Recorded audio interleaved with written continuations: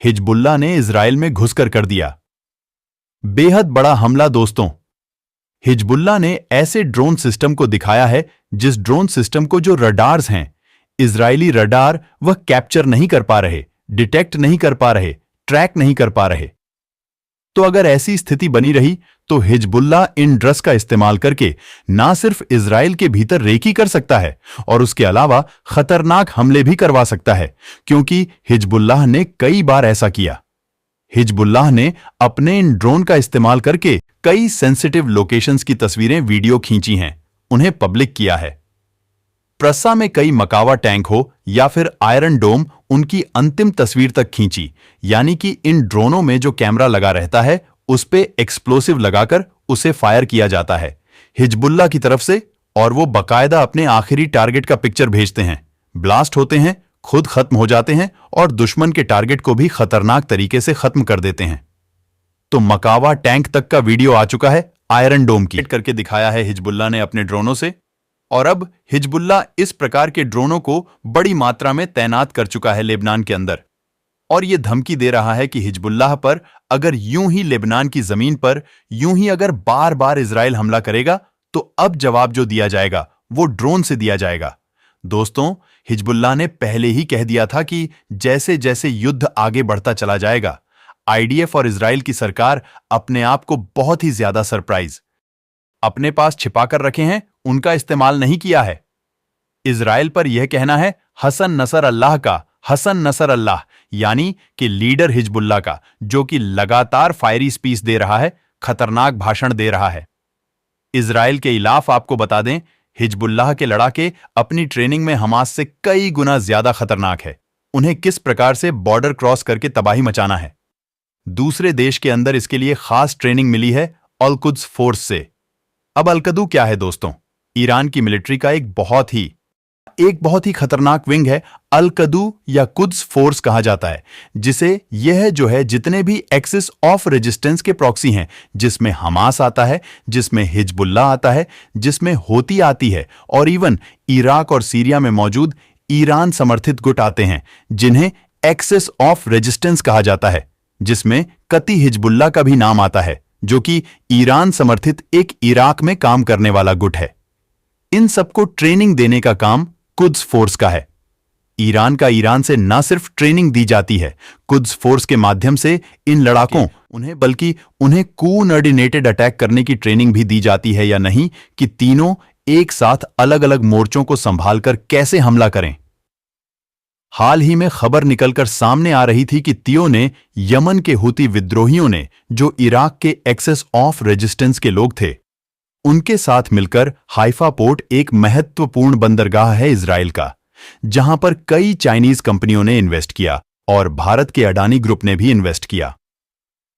Haifa port पर उस इलाके में तियो रेजिस्टेंस ग्रुप के साथ मिलकर के हमला किया था हाइफा पोर्ट पर, और ठीक उसके कुछ समय पहले हिजबुल्लाह ने एक ड्रोन फुटेज रिलीज किया था। हिजबुल्लाह का एक ऐसा ड्रोन जिसे ना आयरन डोम डिटेक्ट कर पाया, ना ही इजरा डिफेंस फोर्स का कोई भी रडार, और वो पूरे अंदर तक घुस गया इजराइल की वायु सीमा में, उसकी एयर स्पेस में, और उसने सारी जितने भी सेंसिटिव इलाके थे, जिसमें कि जो एटॉमिक रिसर्च सेंटर था इजराइल का, उसकी तक वीडियो खींच दी थी और उसमें हाइफा पोर्ट को भी दिखाया गया। अब आप क्या यह आशंका नहीं जता सकते कि हिजबुल्लाह ने उस ड्रोन से रेकी करी और उस वीडियो को शेयर कर दिया तियो के साथ और इराक के रेजिस्टेंस फोर्स के साथ, एक्सेस ऑफ रेजिस्टेंस के साथ, और उसके बाद एक्सेस ऑफ रेजिस्टेंस और हुती जिनकी वहां तक पहुंच थी वो वहां तक पहुंचे और हाइफा पोर्ट पर हमला किया।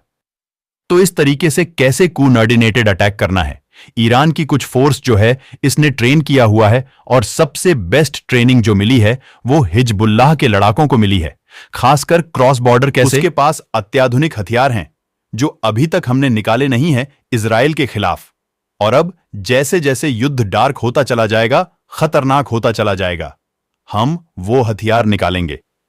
दूसरी तरफ ईरान द्वारा ट्रेन कुद्स फोर्स के खतरनाक लड़ाके ट्रेंड हिजबुल्लाह के लड़ाके क्रॉस बॉर्डर घुसपैठ करने में सक्षम है।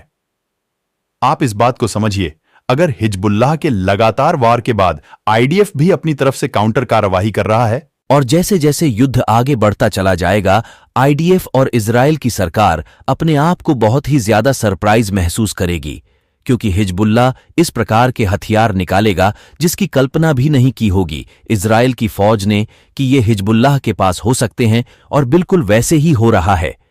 हिजबुल्लाह नित नए खतरनाक हथियार निकाल रहा है। हाल ही में एक खबर ऐसी निकल कर आई जो दिल दहला देने वाली थी इजराइल के लिए, और वो यह कि इजराइल के 100 किमी अंदर, यान कि इजरायली बॉर्डर के 100 किमी अंदर ऐसे वेपन सिस्टम्स जिन्हें कि सैटेलाइट से भी देखना बेहद मुश्किल हो रहा है। Multiple rocket launcher system MLRS जिसे कहा जाता है, जो कि जमीन के अंदर जो है छिपा कर रखे जाते हैं। ऑटोमेटिक, वो जमीन से निकलते हैं, फायर करते हैं, और वास जमीन के अंदर चले जाते हैं। तो जो रॉकेट है कहां से लच हुए, लंचर कहां पर है, उसके लोकेशन को डिटेक्ट कर पाना, ट्रैक कर पाना बेहद मुश्किल है। इजरायली फोर्सेस की हिजबुल्लाह अपने इलाकों में, अपने बॉर्डर रीजन्स में इस प्रकार का एक तरफ यह कह रहा है कि उसके पास अत्याधुनिक हथियार हैं जो अभी तक हमने निकाले नहीं हैं इजराइल के खिलाफ, और अब जैसे जैसे युद्ध डार्क होता चला जाएगा, खतरनाक होता चला जाएगा, हम वो हथियार निकालेंगे। दूसरी तरफ ईरान द्वारा ट्रेन कुद्स फोर्स के खतरनाक लड़ाके ट्रेंड हिजबुल्लाह के लड़ाके क्रॉस बॉर्डर घुसपैठ करने में सक्षम है। आप इस बात को समझिए, अगर हिजबुल्लाह के लगातार वॉर के बाद IDF भी अपनी तरफ से काउंटर कार्रवाई कर रहा है, ऐसा नहीं कि नहीं कर रहा है, इजराइल की तरफ से भी काउंटर कार्रवाई हो रही है साउदर्न लेबनान में। लेकिन अगर ये जो लगातार डेली फाइट हो रही है, ये अगर एक्सेलरेट हो गई, बढ़ गई, तो आप ये मान के चलिए IDF भी खुद फाइट कर सकता है अपनी हवाई कार्यवाही के चलते लेबनान के अंदर, और हिजबुल्लाह के लड़ाके भी बॉर्डर क्रॉस करके इजराइल में घुस सकते हैं। और यह मत भूलिए कि इजराइल का जो नॉर्दर्न का है उसे बहुत हद तक खाली करवा चुकी है। IDF वहां रहने वाले लोगों को मजबूरन अपने घर, अपने आशियाने छोड़कर सेंट्रल इजराइल की तरफ जाना पड़ रहा है। गवर्नमेंट के माध्यम से रहने के लिए जगह दी गई है, यानी कि यूं कहे कि इजराइल के साथ भी वैसे ही हुआ है जैसे कि फिलिस्तीनिज्म डाल रहे हैं कि आप युद्ध बंद नहीं कर रहे हैं, नित्यन युद्ध बंद नहीं कर रहे हैं, वो गाजा पर आक्रमण बंद नहीं कर रहे हैं। और हिजबुल्लाह का कहना है कि जब तक गाज पर नेत ने हो आक्रमण करते रहेंगे, जब तक IDF के फौजियों के कदम पैर जो हैं वो फिलिस्तीन की जमीन पर रहेंगे, तब तक हिजबुल्लाह हमला करता रहेगा। अब अगर इजराइल ये कहे हिजबुल्लाह वालों से कि आप हमला बंद करें, हमारे लोग जो है हिजबुल्लाह के लॉन्चर्स के, तो हिजबुल्लाह मानेगा ही नहीं, वो मान ही नहीं रहा है। किसी भी फॉर्मेट में फ्रांस ने आके मीडिएट करने की कोशिश कर ली, अमेरिका ने कह दिया, लेबनान को फिर भी मान नहीं रहा है। अब बात समझिए, तो अब इवेंचर इल को सीधे लेबनान के ऊपर में सीधा अटैक करना पड़ेगा, ऑल आउट वॉर करनी पड़ेगी हिजबुल्लाह के साथ, या तो फिर सीज फायर एग्रीमेंट पे साइन करना पड़ेगा हमास के साथ, और तभी इजराइल के लोग जो नॉर्दर्न इजराइल में रहते थे उन्हें अपने घर वापस लौटने का मौका मिलेगा। अन्यथा ये रीजन साइन करना पड़ेगा हमास के साथ, और तभी इजराइल के लोग जो नॉर्दर्न इजराइल में रहते थे उन्हें अपने घर वापस लौटने का मौका मिलेगा। अन्यथा ये रीजन पूरी तरीके से अबन रहेगा। यहां सिर्फ युद्ध होगा, और अगर ऑल आउट वॉर होती है तो हिजबुल्लाह बेहिचक घुसपैठ करेगा, क्योंकि उसी ने इतनी बमबारी की है कि लोगों को वो घर छोड़ के जाना पड़ा। अब ये जो बेल्ट होगा, बफर जोन जो होगा, जो कि थोड़ा सा इजराइल है, उसके अंदर अगर लेबनान घुस गया, यानी कि हिजबुल्लाह घुस गया, तो वो इलाका कैप्चर हो।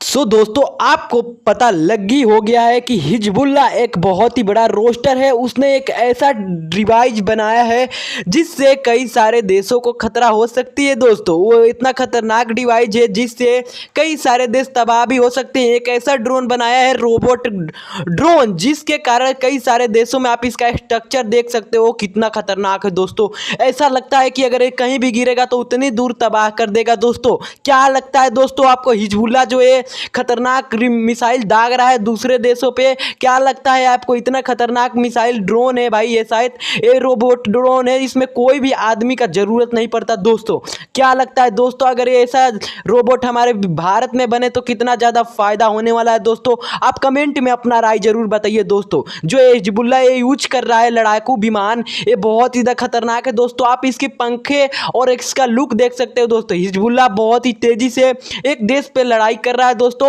और हिजबुल्लाह ने इतना बड़ा खतरा कर दिया है। दोस्तों, ये रोबोट है दोस्तों, ये रोबोट है। ये रोबोट से बहुत ही तेजी से मिसाइल निकलती है दोस्तों, बहुत ही 3 किलो प्रति घंटा के स्पीड से इसमें से मिसाइल निकलती है दोस्तों, जिसके कारण अगर ये कहीं भी गिरेगी तो वहां तबाह कर देगी। इसमें ऑक्सीड लगा होता है दोस्तों। ऑक्सीड एक ऐसा ऑक्सीजन होता है, अगर आप उसको थोड़ा भी महसूस करोगे तो आपको जला के रख कर देगा दोस्तों। आपकी जो भी फेफड़ा है, आपकी जो भी शरीर में काम करता है वो खत्म कर देगा। वो मिसाइल में लगा है दोस्तों। आपको क्या लगता है जो ये हिजबुल्लाह कर रहा है देश के लिए सही होगा या गलत होगा? इस पे आपका कमेंट में राय जरूर बताइए दोस्तों। मेरे को तो लगता है जो हिजबुल्ले हैं इन्होंने बहुत ही बड़ा मतलब मिसाइल बना लिया दोस्तों। दूसरे देशों की एकदम मतलब आर्मी को इन्होंने बहुत ही बड़ा तैनात किया दोस्तों। क्या लगता है अब इस पे कमेंट में अपना राय जरूर बताइएगा। मेरे को तो लगता है जो ये हिजबुल्लाह है बहुत ही लोगों के साथ गलत भी कर सकता है दोस्तों। कमेंट में अपना राय जरूर बताइए दोस्तों। मेरे को तो पता नहीं